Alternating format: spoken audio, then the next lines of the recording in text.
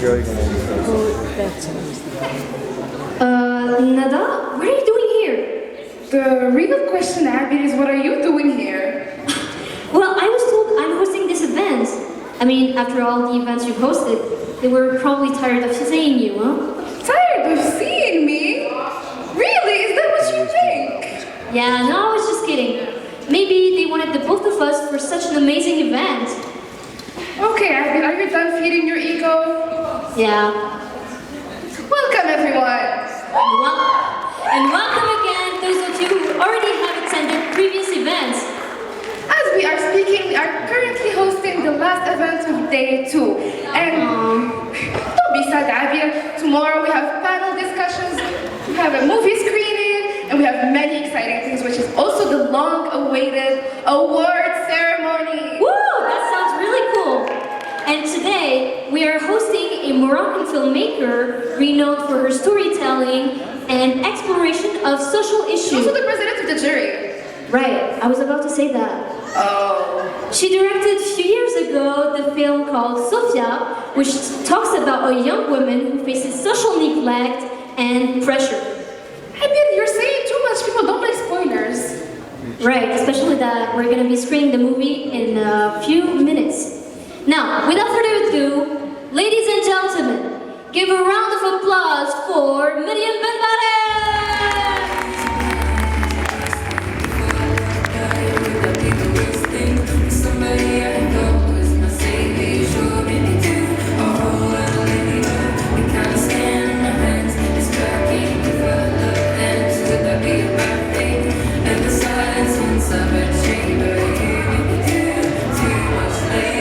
Welcome, Meriem Benm'barek. Thank you for coming on stage. So, we will be having a discussion about Sophia later on. Would you like to say a few words first?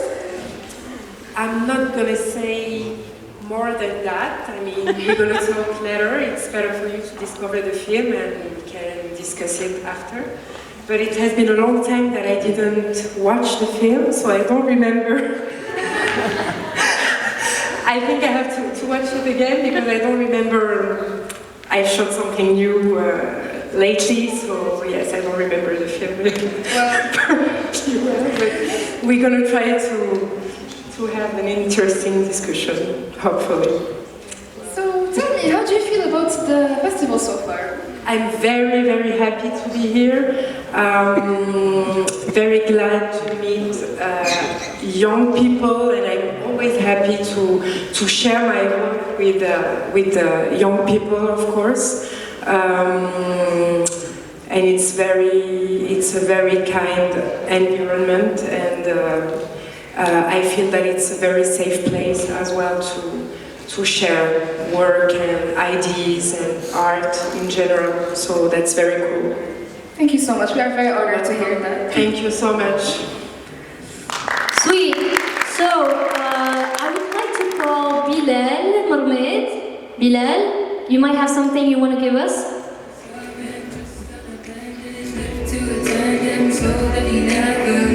A finger 24/7 baby machine, so he can live out his picket fence dreams. It's not an act of love. And Meriem Benm'barek, can you stay with us on stage, please?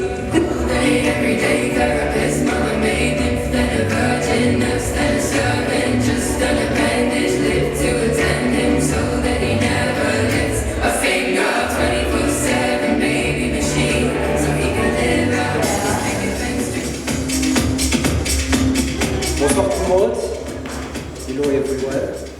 Moi je vais essayer de parler en français, l'anglais je l'ai laissé derrière moi malheureusement.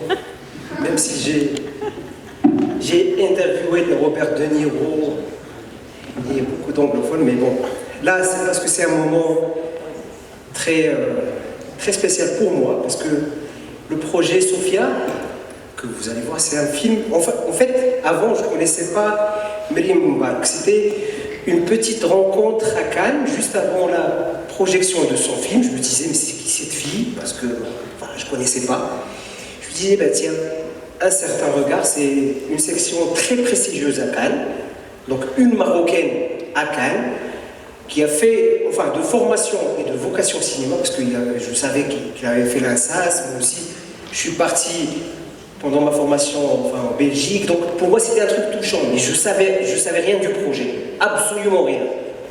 Ni sujet, enfin les comédiens, oui, on m'a dit que c'est une fille qui stresse beaucoup pendant c'est-à-dire le tournage, donc, et je me disais tiens, mais si c'est vrai. Donc juste après, donc, il y avait la projection.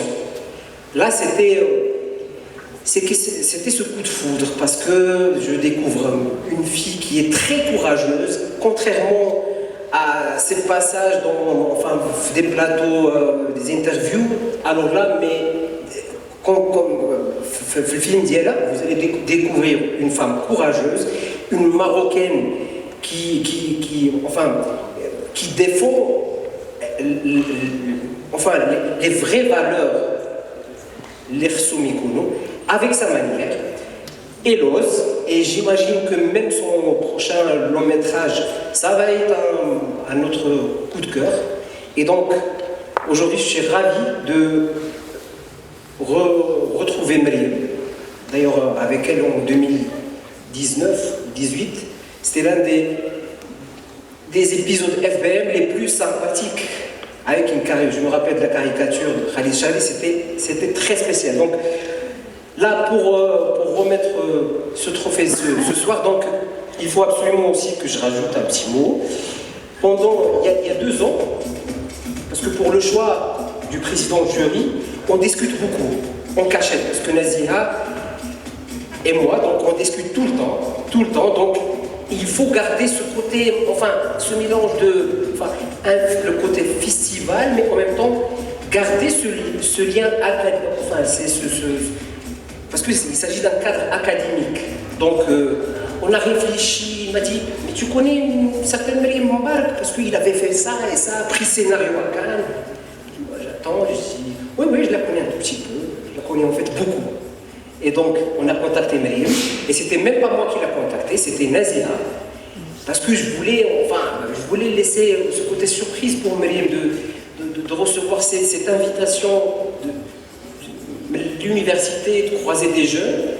Et donc, il y a Naziha qui me rappelle juste après, il m'a dit, il a accepté. Et donc, ce soir, j'appelle Naziha, je ne sais pas où c'est, parce qu'il faut... Give a round of applause for Naziha!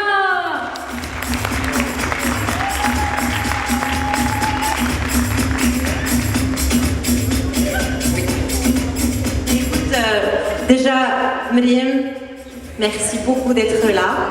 Il faut savoir que Meriem, on l'a invitée il y a longtemps, mais malheureusement, la vie a fait qu'elle ne pouvait pas venir. And so today she's here. When I called her again for this edition, she didn't even hesitate. Life has thrown a lot of things at her, and despite a lot of things that are going on, she's here. She came from Paris. We really appreciate her generosity. She's doing a fantastic job and leading this jury, an amazing jury. And so for this, Meriem Benm'barek, merci beaucoup pour tout ce que tu fais pour nous, et c'est pour toi.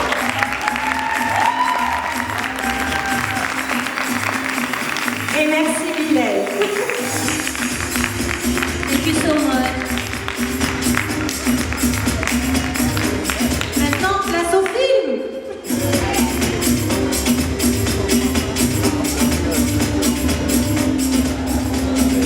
Thank you very much. That was very heartwarming, don't you think? Yeah, it was awesome, and congratulations to Meriem Benm'barek. I feel you're blushing a little. Nah, actually, it's just I'm hot, you know. That's all. Again, with the ego, you should calm down. Maybe So, one day. I don't know. What are we doing now for the fun part?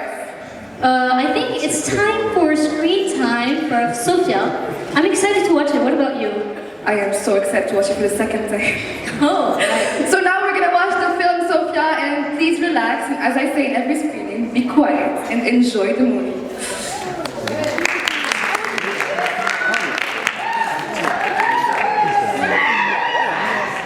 Yeah, hello, Ashukuri. Dédicace à Moises, if he's here. I really loved the Leila, that was her name, right? And also Sophia. I truly sympathize with the main character, but she did make me mad so many times that I can't even count them over it. Yeah, I agree. Anyway, so let's start the Q&A, and I would like to invite on stage Meriem Benm'barek.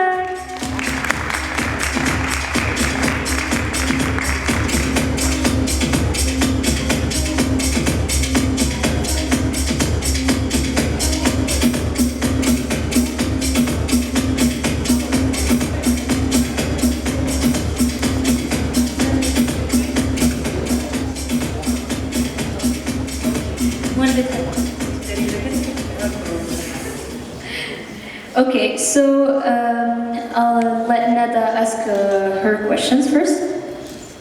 So this was a beautiful movie. I truly enjoyed it, and I would like to know what went into the preparation of this movie, pre-production wise. Well, casting. What made you choose those specific actors? Sorry. J'ai perdu l'habitude. Alors, I'm going to switch in French, I'm sorry, but it's much more easier for me, if it's okay for everyone. Au pire des cas, on va traduire. Est-ce qu'il y a quelqu'un qui n'est pas confortable? Is there someone who's not comfortable with the French? Yes. Okay. It's okay. We can translate. Yeah, we'll translate. But I'm going to switch maybe. So it depends on which characters. Like for Sophia, it was a bit special for the main character because I discovered her in another film, and when I was writing the script, I had her face during the whole writing. I was thinking about her. So the main point it was to find that girl because she's not an actress actually. So I had to go to Casa and to try to contact the production of that film, and it was actually Much Loved of Nabil Ayouch.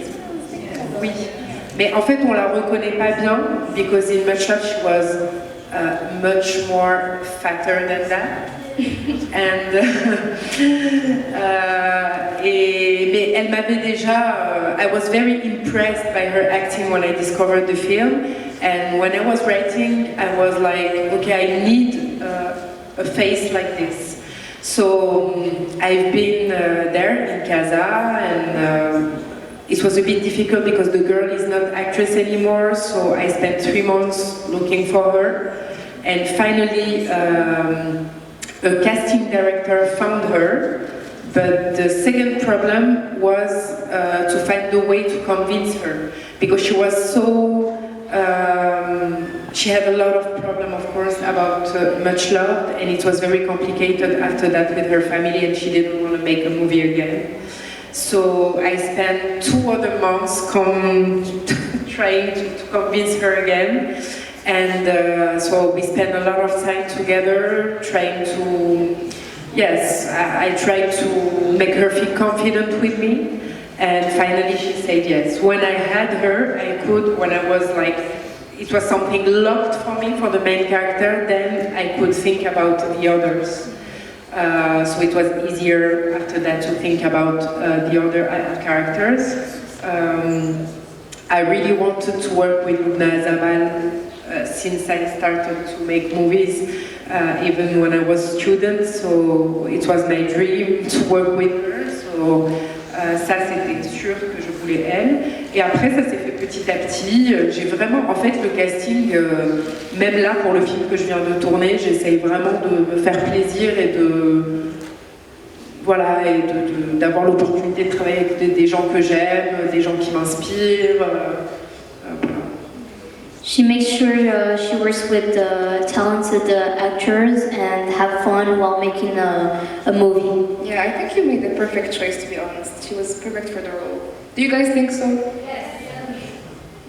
Okay, so I have a question for you. Why did you choose the title Sophia? What made you? Is it a call for all the women who went through the same thing? No, it's just because I'm very bad on titles. Okay. I thought it was much deeper than that. Honestly, yes, I have a huge problem with titles, even for my second feature. It's always a problem, so yes, I understand the struggle. C'est hyper difficile. que j'avais pas d'idée. Okay, well, at least that's how I saw it first. When I saw the name Sophia, I thought maybe it's a call for all women. Maybe, yeah. Alors, for the title, it's just because I didn't have a better idea. But I choose Sophia, the name of Sophia for this character, because it has a meaning, of course. Sophia, it's la sagesse dans plusieurs langues. Pardon. Donc déjà c'est un prénom qui est universel, qui traverse les temps, qui traverse les espaces parce que c'est un prénom qu'on retrouve dans différentes cultures et en fait les problématiques, même si c'est un film qui est très marocain, moi quand je faisais la tournée, la promotion du film à l'époque c'était 2018 le film, hein, donc c'était il y a 7 ans quand même. Et ben c'était très intéressant et étonnant de voir à quel point le film résonnait dans les pays méditerranéens.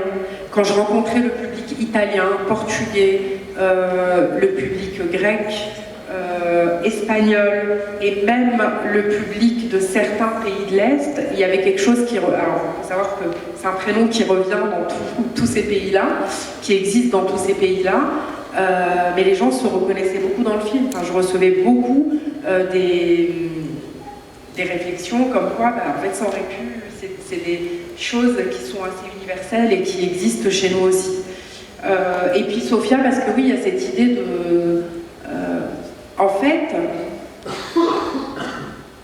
le film s'ouvre quand même sur une jeune fille bien sous tout rapport, en fait. Une fille bien, une fille de bonne famille, une fille qui est gentille, serviable avec ses parents, de bonne éducation, de bonne composition, qui est dans un espèce de sacrifice permanent avec ses parents. Elle s'occupe de tout le monde, elle sert les gens, elle épluche à main nue les figues de barbarie. Enfin, c'est quand même hyper relou de faire ça. Et du coup, Sophia, c'est ça, l'espèce de sagesse qui se conforme à une espèce d'attente familiale et sociale. Okay, so basically the name Sophia is universal, and many people from around the world can relate to the just the name Sophia, and it symbolizes wiseness. And it's one of the reasons why you chose this name, because the character is seen as wise, she's helping her family, and she's very reliable. And it was very surprising how much love and care the movie got, and everyone, she got a lot of feedback from people that this movie was amazing, especially in the Mediterranean countries, which was very surprising. Okay, so now we're going to move on to the audience. If anybody has a question, please just raise your hand and we'll give you a mic.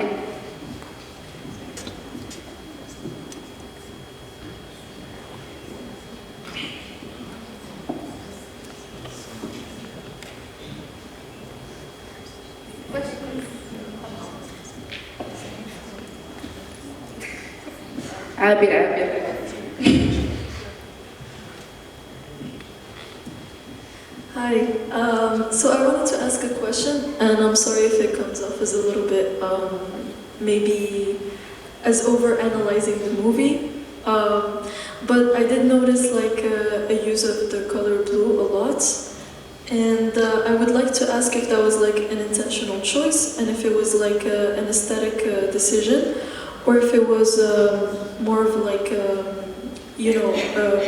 maybe it has like a real meaning. Or, I don't know. You are talking about the... Sorry, I didn't hear the beginning of your sentence. I was talking about like the use of the color blue. Ah, yes.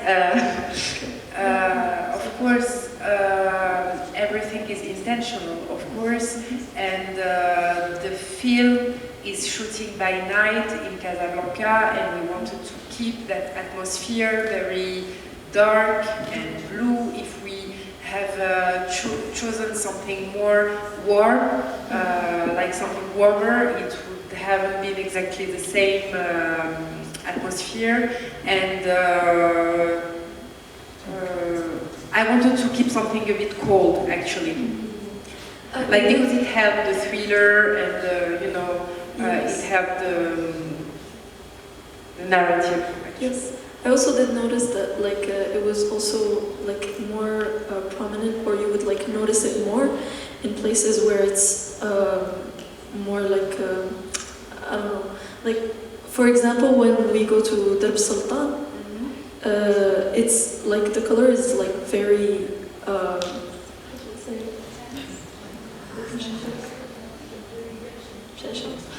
You can talk in Darija, there's no problem. كنفهم الدارجة واخا العصا الدارجة ديالي ولكن غير السير. كتبان بزاف زعما اللون الزرق تيبان مزيان ولكن like when we go to for example like when we see the beach and it's more like of a big house and maybe like a richer family. But it's not the night. Yeah, it's also not at night and it also shows, I don't know, maybe I'm just over analyzing, but No, she is not over-analyzing. But I found that really cool because it also like really like showcases the difference between like the different social classes as well. Bon, après, les atmosphères de riches sont en général plus chaudes, quoi. Enfin, il y a un truc plus... En fait, le film... the topic of the film is the social caste. Yes. And we get it after 15 minutes of the film. Yes.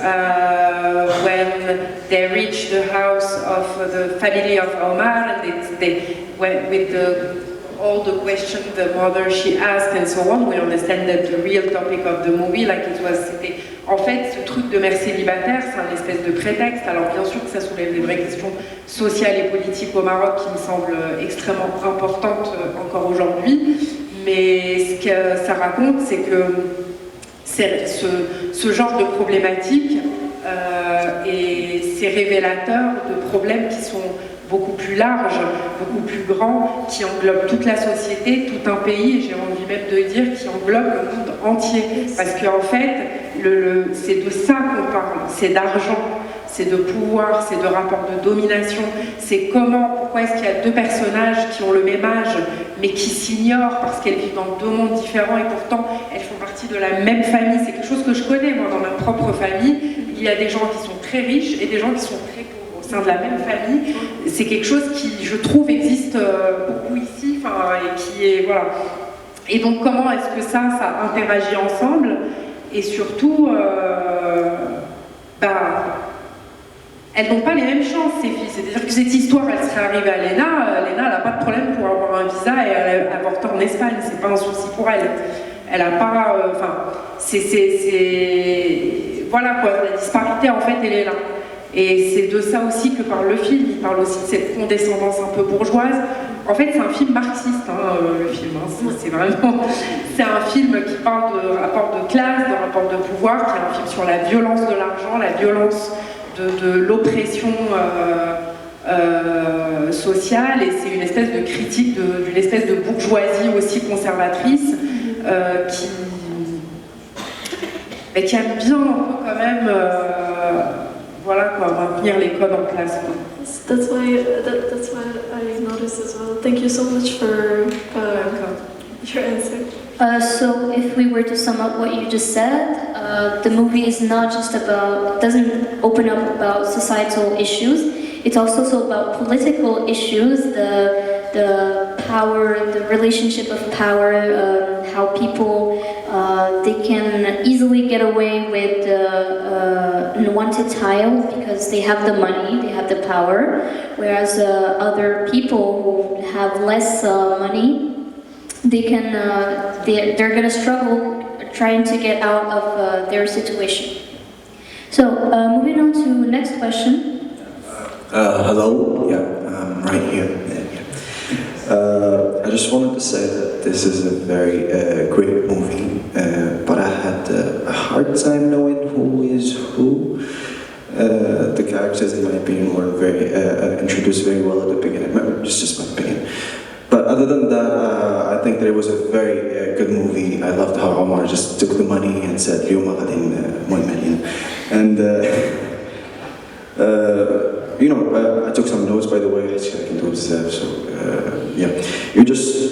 I think you chose to portray a movie where every character adds a little bit of pressure. regardless of their gender or social class, and they were very important. They all participated in the oppression of women within our society, which is, pretty great and bold and sensitive at the same time. And it's really good in my opinion. You did a great job in that. So my question is, was it your intention to criticize certain specific individuals, or you just wanted to highlight the whole issue within our society? And also, how did you manage to keep the balance and between the realism and the storytelling part? Do you get what I mean? Does it make sense? Thank you. Okay, so the first question was, sorry, my brain isn't working well enough tonight. The first question was?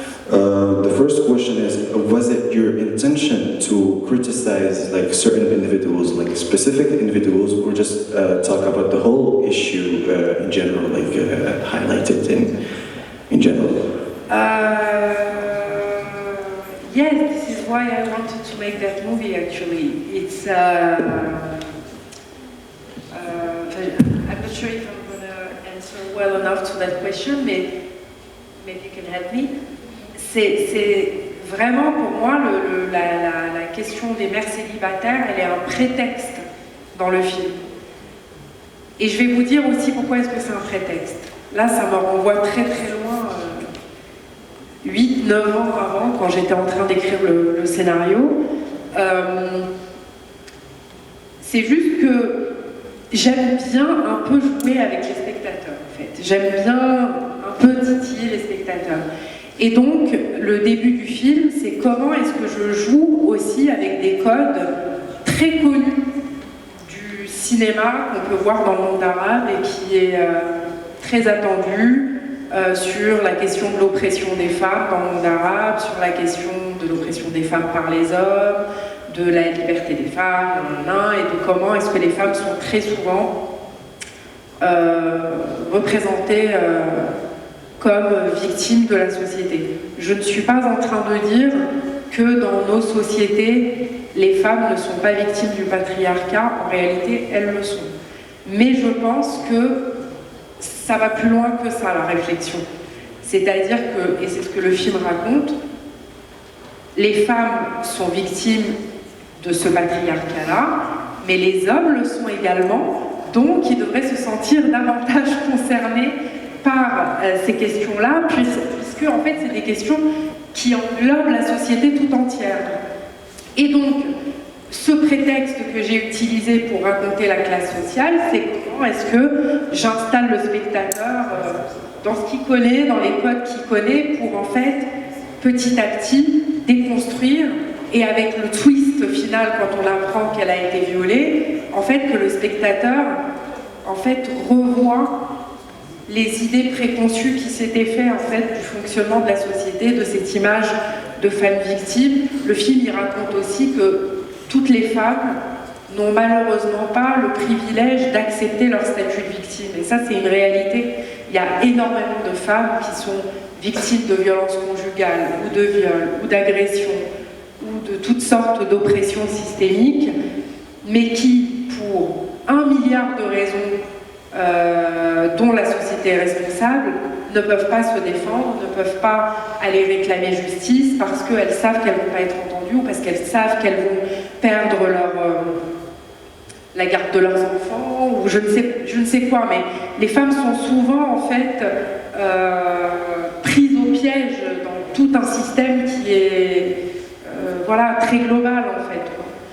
Et donc voilà, j'avais envie d'installer par ce prétexte de cette problématique sociale que tout le monde connaît en fait au Maroc, les mères célibataires, c'est pas du tout un sujet tabou en fait, hein. Tout le monde connaît ce souci-là, on a tous été de près ou de loin confrontés à une situation comme ça, une histoire qu'on a entendue, ou quelqu'un de notre famille ou nos amis, enfin bon. Mais qu'est-ce que ça raconte en fait de plus large sur la société? Comment est-ce que ça vient un peu dessiner le portrait d'un Maroc contemporain qui, en fait, voilà, quoi, ça c'est un peu c'est un espèce d'échiquier social, quoi, voilà. Okay, so the movie is not just about single mothers. It's the message sent across the movie is beyond that. It's about Prétexte, en fait, c'est ça qui est important, c'est que vraiment la question des mères célibataires, elle est utilisée comme prétexte pour dépeindre en fait le déséquilibre qui existe dans la société. so basically Single No, it's mothers. okay. Single mother was an underlying message to let everyone know and to raise awareness about the topic. You can continue. And it's also about, it talks about oppression of women in the Moroccan society and how the Moroccan society see those women that are like how they treat women in Morocco. They're often told to be silent, and as in for men, they're quite they have some restrictions and some norms to follow. À peu près, more or less. Yes, it's okay. The idea is here. Abdullah is the. Oh? Mais il y avait une deuxième question. Yeah, the second question was, should I just speak it? No, please. What's your second question? Ah, ok, sorry. Ah, pardon, excuse-moi. J'avais pas vu. Yeah, so my second question was, like I noticed that there was some part of realism in your story, but somehow you were successful in balancing your storytelling and the realism, like a story that is very sensitive. So how did you manage to have that balance within your film?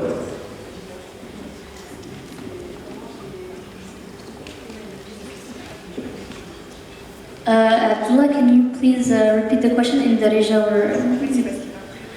Yeah, and can you just... Pull the mic away from your You face. keep very close the mix so we don't hear well. No, it's okay. I will lift it, I'm sorry. Should I repeat the question? Yes, please. Yes. So as I said, I noticed that there was some realism in your movie, and I don't know how did you manage to balance the realistic part with your story, like the storytelling in general. How did you tell that story and it was somehow realistic as well? Does that make sense, or should I give up the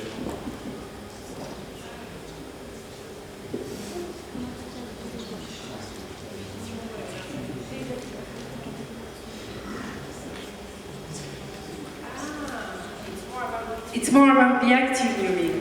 Or in general? The whole thing, like The whole thing. the writing, the acting, and how did you tell So that for story? the acting, I just chose good actors. That's all. It's not complicated. But it's complicated to find them, but after that you just have to trust the process and to follow the line of your dialogues and to just try to help them. I mean, I never asked them to follow like the exact way, or they always take it in their mouth and they Improvised. Voilà, so it helps a lot to give some realism to the film. And for the rest, for example, with my DOP, we really chose, I really wanted a very radical directing. I wanted something in its purest form. Alors déjà, because we didn't have enough money, so ça a arrangé tout le monde, donc voilà. Et en plus de ça, je trouvais que pour le sujet c'était bien, je voulais pas une mise en scène comme ça, grandiose, avec beaucoup de belles lumières. C'est beau. Voilà. Et puis, we had another important point on the set. There is a baby. You can see a baby in the film. Actually, on the set, we had 7 babies every day. So it means, yes, because the baby cries a lot and wakes up at that age every 2 hours or 1 hour. did you change the baby every time they cry to the others? Yes. Yes, you have to keep your 7 babies on the set, because when you need to shoot and one wants to eat, or the mother had to breastfeed, or he has to sleep, or you have to find another baby, you have no choice. So it's better to have 7 babies on the set. But when you have 7 babies on the set, it's a kind of organization. You can't have very heavy materials on the set. It's very complicated. We tried actually at the beginning of the shooting to have some travelings, very like fluffy travelings, but it wasn't possible because it was too heavy. So it was a time of installation. It was a time to take everything together, and with the babies, it wasn't possible to wait every time, and So we decided at the beginning that okay, we're gonna go straight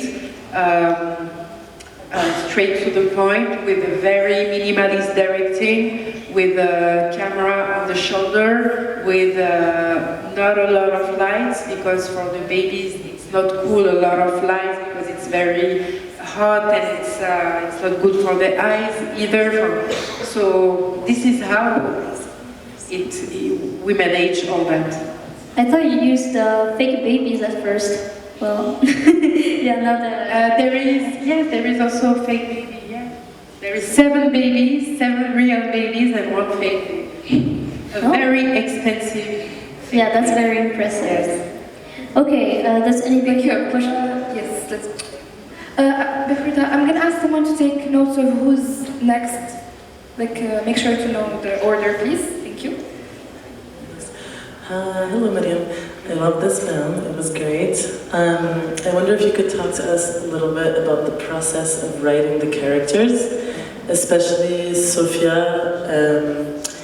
Did you know that she was, were you playing a little bit with this twist ending? She seems like a character that did you know that she was kind of own her story in the end, or is this something that came along through the process of writing? And maybe talk about maybe the different possibilities that you had and why you chose which one in the end. Actually, it appears quite early in the process of the writing, because I couldn't just tell a story about a single mother in Morocco and oppression and blah blah blah. So I had to find a way to say something more, something bigger, and I had to find a way to bring my topic up, So I remember that I tried several things, and I had that idea quite early. But to be honest, because it was a very long time, so I have to remember everything. I can't tell you all the ideas I had, honestly, I don't remember. But I remember that I was very scared about keeping that idea, because it was very risky.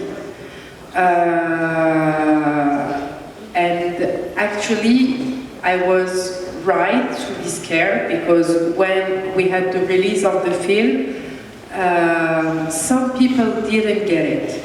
Some people got it, and they got that I was playing with the audience, and that twist helped me to bring something bigger in the topic and to enlarge my topic.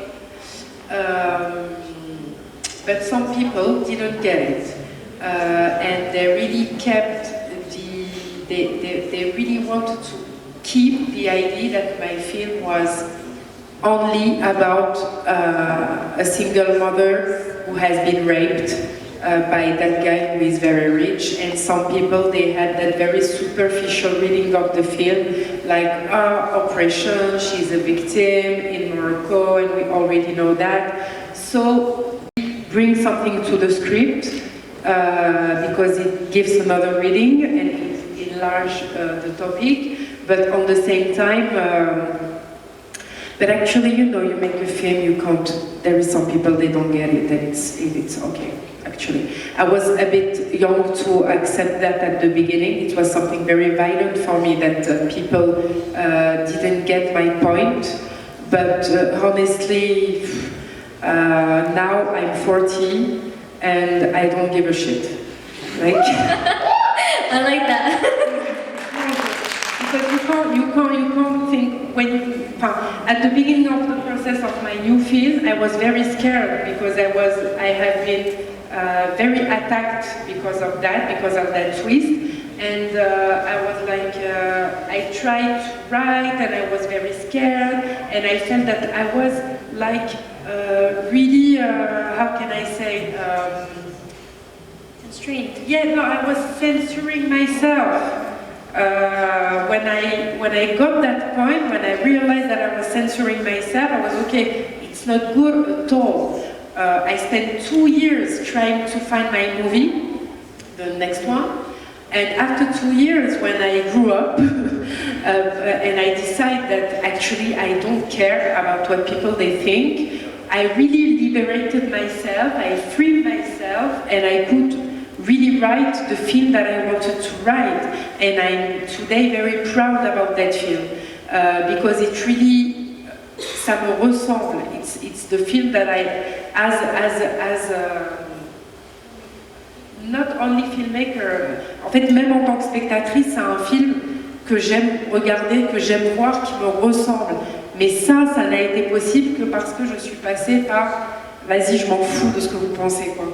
Parce que en fait, il y aura toujours des gens pour dire j'aurais pas fait ci, j'aurais fait ça. Bah fais ton film. Fais ton film. C'est très facile de faire un film, faites. Yeah, I can confirm that making a movie yourself is not easy, and it's a good thing you did not censor yourself, because this movie is very powerful.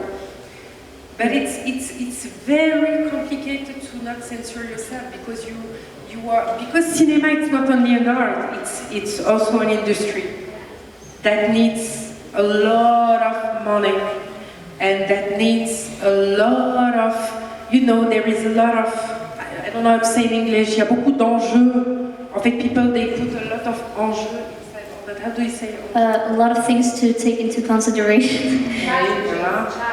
And voilà, et ça génère beaucoup d'argent, et it's a lot of pressure, even for artists, it's very difficult. So I think the best way to make movies is to work on ourselves and to find a way to just put all that very far from your artistic process, because you're gonna stuck yourself for everything if you listen to your fear. Actually, thank you, Professor Matos, for bringing up challenges, because it was one of my questions that I wanted to ask you. You already brought up too, which was finding the main character, which is Sophia, because she stopped being an actress, so you had to teach her how to be an actress for a while and get her comfortable. And then you mentioned now the hate you got because of the movie. Are there any other challenges that you faced doing this movie, or during making it actually? For Sophia, honestly, the only challenge, I had a wonderful shooting, I had a wonderful shooting, I had a wonderful team. It's something so precious and so special to shoot the first film, because the energy is, it's making art in its purest form. Honestly, I couldn't have dreamed like making a film this way. Like it was a dream for me to, like a first movie, it's always a dream that comes true actually. So it's something amazing and wonderful and very precious. So I can't say that I had to struggle for that film, because I felt so gifted to make it, that I was okay with all the struggle. Like it's normal to struggle when you make a movie. Every day you have problems, but every day, alhamdulillah, you find a solution all the time. So it's okay. And at that time, it wasn't that tough.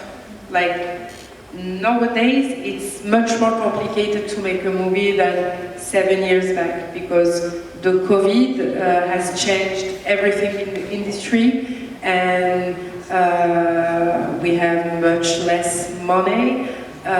It's politically, in the world, it's a bit complicated. So we are now facing a moment that it will be more and more complicated to make the movie you want to make, to talk about the topic you want to talk, you want to talk about, like, il va y avoir à l'avenir, malheureusement, il va y avoir de moins en moins de place pour des récits comme celui-là, pour des films comme celui-là, et je l'ai senti là. And I felt it. I'm going to switch in English. Sorry. And I really felt it with my second film that I just shot. I spent 7 years trying to find the money, and the shooting was a real struggle. And I know that the third one will be much more difficult than this one. It's getting more and more difficult. Honestly, I have to say the truth, because en fait, il y aura de moins en moins. En fait, à la fois, those films are very necessary, and on the same time, there is no money anymore for those films. Donc c'est difficile. Well, correct me if I'm wrong, but when you love something so much, you enjoy even the struggles that you have during it. You start enjoying having problems and solving them. No, you don't. You don't. Honestly, I think that because you love something, it's much more complicated to accept the struggle, because those struggles are very unfair. It's not fair, actually, it's not fair. This is the problem. It's not fair. Because the way I don't know how to explain the way it works, this industry, but now it's going to change. We are more and more getting closer to like something more like the US system, with private financing, more and more. But the cinema like we used to know it's disappearing now. It's almost finished. I'm sorry, it's true. It's not good news. I'm very sad about that, but I'm very worried about that. But it's true. But it doesn't mean that we're not gonna fight. We're gonna fight. Yes, but, we're gonna fight for that. It will be a very tough fight. Full of filmmakers here. No, of course, but but there is always a way. There is always a way. It's just the thing as we used to know, my generation used to know, it's disappearing now. But your generation, I think, is gonna invent something new. So this is cool for you. Hopefully, yeah. I think you have no choice, because this is like you have no choice. You don't have a choice. No, but when you have no choice, you make with the keys we give you, so you're gonna build something new with your own codes, your own system, your own rules, and it's gonna work. I'm sure it will be fabulous, but the system as I know it and as I used to know it's disappearing now. Well, thank you. We're gonna just take one last question before we wrap up. We can take two maximum. Yeah, okay. If you guys want to, you can combine your questions together, and if you want to know. Ok, d'accord. Bonsoir. Bonsoir. I can ask in French, right? As you want. Okay. D'accord. Alors, premièrement, je voudrais vous féliciter par rapport au film. J'ai eu l'honneur de voir il y a quelques années auparavant. Et je voulais juste souligner le fait que, pour moi, le joyau essentiel du film, c'est l'idée du déni de grossesse, que personnellement, je n'étais pas au courant de son existence avant de voir ce film. Et c'est quelque chose que personnellement j'ai jamais pu revoir dans un autre film ou dans un autre cadre en termes de médias marocains, something. So, pour ça, premièrement, je voudrais féliciter. Et ma question, c'est surtout par rapport à la langue. Personnellement, j'ai vu cette dissonance entre ce français soutenu de la partie bourgeoise de la famille et Sophia avec son français un peu approximatif. Et il y avait ce manque de communication qui était normalement essentiel, mais qui était vachement présent dans le film. Et j'imagine que c'est complètement voulu de votre part. Et je voulais vous demander par rapport à l'écriture, comment ça s'est passé, comment ça s'est déroulé, comment vous avez pensé à créer cette dissonance de manière express. Voilà. Eh ben, c'est une question qui est extrêmement intéressante. Elle a l'air de rien, cette question, mais elle est très intéressante. Parce qu'en fait, je vais vous donner une information que peu de gens ont. Pour financer un film que l'on tourne en dehors de la France, c'est extrêmement compliqué. Le système de production au Maroc tout seul, il ne suffit pas à faire un film. Et d'ailleurs, il n'y a pas que le Maroc. Dans énormément d'autres pays, les pays qui font des films, quoi, je sais pas, je dis n'importe quel pays, la Pologne par exemple. La Pologne va avoir besoin d'une coproduction étrangère pour amener de l'argent parce qu'ils n'ont pas assez d'argent dans leur pays pour répondre aux besoins financiers du film. C'est le cas du Maroc aussi. Et donc, le pays qui a le plus d'aide publique et qui soutient le plus le cinéma, c'est la France. Donc tous les réalisateurs à l'international cherchent une coproduction avec la France pour pouvoir faire leur film. Mais la France, elle ne te donne pas de l'argent comme ça. La France, elle te demande une contrepartie. Et c'est comme ça que la France, elle maintient son hégémonie sur le monde culturel. En fait, la France, ce qu'elle te demande, c'est que dans ton film, la langue française soit majoritaire. Donc, il faut écrire un scénario où la langue française est majoritaire. Et ça ne vaut pas que pour le CNC, qui est l'équivalent du CCM au Maroc, on a le CNC en France. Ça équivaut pour les chaînes télé, pour les Sophia, donc les assurances, etc., etc.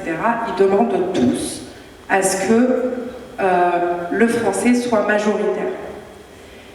Il y a des films où ce n'est pas possible de faire ça. Il y a des films que j'ai vus qui ont été tournés, et bien sûr, tu tournes un film, tu peux écrire la moitié en français, l'autre moitié en arabe, ce qui a été le cas de mon film. Heureusement, ça va avec mon sujet. C'est d'ailleurs en ayant cette règle en tête que j'ai écrit, parce que je savais qu'il fallait que le français soit majoritaire, donc il fallait que ça soit logique par rapport à mon histoire qu'il y ait du français dedans. Et donc, mais ça arrive, même quand tu comptabilises dans ton scénario, que quand tu arrives à la fin de ton scénario, que tu as tourné ton film, que tes acteurs, ils n'étaient pas à l'aise de dire tel truc en français qu'ils ont préféré le dire en arabe, ou que tu arrives dans ta salle de montage et que tu te rends compte que telle séquence en français, ça ne marche pas, donc tu l'enlèves, et bien très souvent, tu te retrouves dans la merde. Parce qu'en fait, si tu ne respectes pas cette règle, tu rends l'argent. L'argent, c'est 600 000 euros, 700 000 euros, 800 000 euros, 1 million. C'est beaucoup d'argent, ça veut dire le producteur, il met la clé sous la porte, il est endetté à vie, ou pendant 20 ans ou 30 ans, je ne sais pas, ou 10 ans s'il a de la chance. Et ça veut dire que toi, ton film, il ne sort pas. Donc il faut trouver le moyen de contourner cette règle. Donc moi j'ai vu des films où en fait ils ont pris l'argent en France, mais en fait ça ne marche pas dans le sujet. Et du coup ils se sont retrouvés à doubler des personnages en français. Genre ça c'est horrible. Mais moi dans mon film, quelque part j'ai de la chance parce que ben voilà, c'était mon sujet. Il se trouve qu'au Maroc, les bourgeois ils parlent français, donc bon bah tant mieux quoi, tu vois, quelque part ça m'arrange. Mais dans mon film, je me suis retrouvée, j'ai projeté le film à Cannes comme je le voulais, c'est-à-dire qu'à Cannes il était majoritaire en arabe. Et c'était mon final cut à moi, mais pour sortir le film, j'ai dû rajouter du français. Et je voulais pas abîmer mon montage. Et donc j'ai dû en fait réécrire une séquence, et on est parti retourner une séquence. Il y a une séquence qui a dû vous paraître très très longue, je pense, qui est la séquence avec Léna et sa mère, quand elles essayent les cafetans et tout. Donc là, ça a été vraiment comment écrire une séquence qui rentre dans le sujet du film, qui apporte quand même quelque chose au film, qui ne soit pas complètement à côté de la plaque, mais qui fait augmenter le niveau de français, sinon mon film il sort pas, le producteur il va peut-être en prison et tout le monde rend l'argent et tout le monde rentre chez soi. I forgot I had to...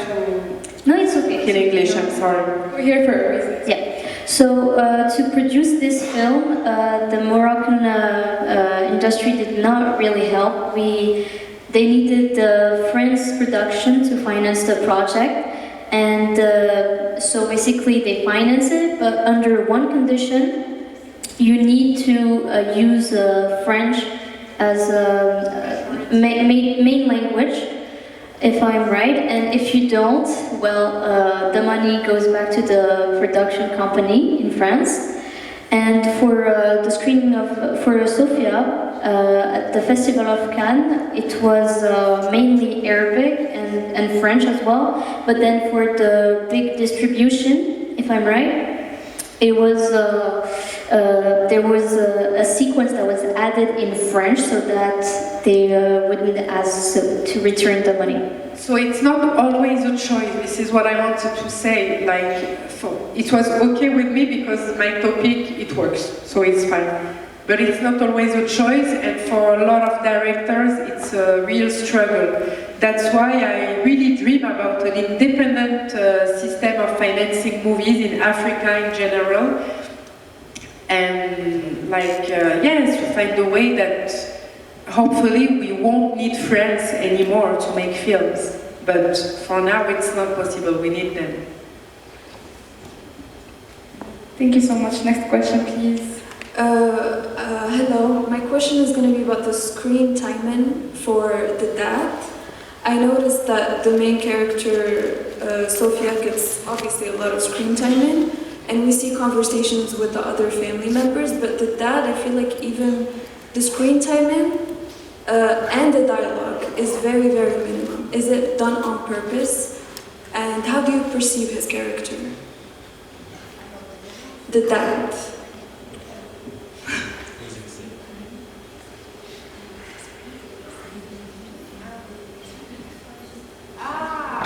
Bah oui, évidemment. Oui, oui. Oui, oui, it's, yes, it's a kind of my speciality to invisibilize men. Thank you, thank you. But I don't do it on purpose, honestly, like they are always very absent, yes. And it was even when I was a student, like my teachers were always like, why there is no man or they say. But my next movie, the main character is a man, and it was so tough for me because I had to really understand the way they think, and it was very tough, very tough. I didn't understand everything, but I tried, honestly. But yes, it's no. But more seriously, we talk about patriarchy in Morocco, the Arab world in general. But well, in my family, men they don't decide anything. No? They just follow. You know. So this is I wanted, but it's in the familial and intimate sphere. It works like this. It's matriarchy in the intimate sphere and patriarchy in the social, political and social sphere. Et voilà. But what I wanted to say with that is also that we also participate in our own oppression as well, and mostly the generation before us, our mothers, and so on, how they perpetrate the oppression as well. And I think it's like the new generation to, cut all that and start something new.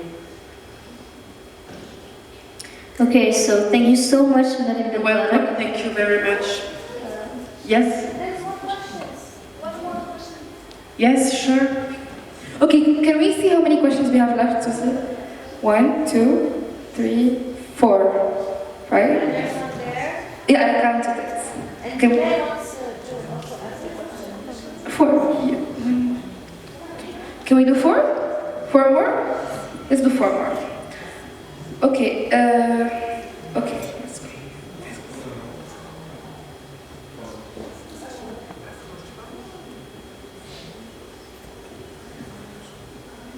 السلام عليكم. أول حاجة تبارك عليك فيلم زوين. I have just a question about cinematography. Did you use just the natural light like Alejandro Gonzalez in the film The Revenant, or also some lighting? No, some lighting. We were poor, but not in that point. We had some lighting, of course. Yes, yes. But you will see in the second film we have more light because a bit more money and more experience as well. But no, yes. But it was very minimalist. It was like we had the minimum, but we managed with that. And for that film, we didn't need more than that. Actually, I'm very glad with what we had. Okay. Also, what was the responsible of cinematography? Sorry. The name. You can responsible. The name of. You can responsible. The DOP. Yes.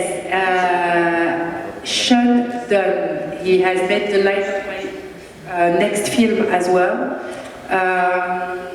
After Sophia, he has made several films, and yeah, he is very, very talented. He's Vietnamese, but he has made. He works a lot in Asia with a lot of Asian directors as well. Okay, merci. I think if you look up the crew of Sophia on Google, the whole crew name will show up, so you can do that if you want. Okay, thank you. Dia and then Zach.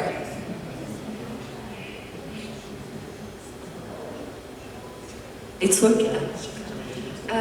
Donc j'ai beaucoup apprécié votre film, c'était un très très beau film. J'allais poser la même question que... Oui, par rapport à la langue, et je suis très contente que vous ayez fait preuve d'une grande transparence. Je pense que c'est très très important pour ceux qui souhaitent faire des films plus tard, de savoir qu'il y a cette domination encore de la France sur le cinéma marocain. Et je suis très contente de votre transparence.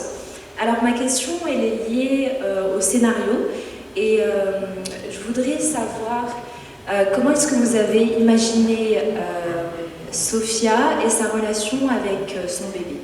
Pour ma part, dès le début du film, dès la première image, j'ai compris que le père était présent à cette table. Moi, je pensais que c'était le personnage joué par Fawzi Ben Saidi. Bon, c'est pas le cas, mais on pouvait le voir déjà, ça saute aux yeux. Vraiment, ça saute aux yeux. Et par la suite, quand on comprend qu'il s'agit d'un déni de grossesse et puis d'un viol, je m'attendais à ce qu'on se penche un peu plus sur la relation qui lie Sophia avec sa fille. Donc je ne sais pas si le but c'était de se concentrer uniquement sur il faut résoudre le problème, donc ce qui s'est passé c'est honteux, il faut résoudre le problème et on est dans l'urgence, Et donc on a un petit peu négligé ce lien-là, ou c'était on purpose, ou peut-être il y avait quelque chose que je n'ai pas vu, donc je voudrais un petit peu... Ah ben c'était un choix. C'est-à-dire que, en fait,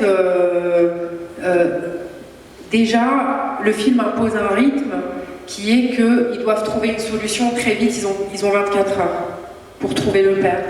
Ensuite, ça s'enchaîne, il y a le mariage, tout va très vite, ça se passe en quelques jours, et quand il y a l'ellipse, après, on imagine que c'est 2 semaines après ou 3 semaines après, mais pas vraiment plus. Donc, c'était un choix, et puis surtout, dans un film d'1h30, malheureusement, on ne peut évidemment pas traiter de toutes les thématiques, c'est absolument impossible. Et moi, mon choix, c'était vraiment de me concentrer sur ces rapports de force, ces rapports de domination, sur le rôle de l'argent dans tout ça, la réussite sociale, comment est-ce que les choses sont étouffées pour préserver cette réussite-là. Donc, si j'avais exploré cette dimension-là, c'est encore un autre film. Pour autant, en fait, elle est dans le déni. Elle n'est pas dans une relation avec son enfant. Elle a été violée, et donc, du fait de son viol, elle a fait un déni de grossesse. Et donc, du fait de son déni,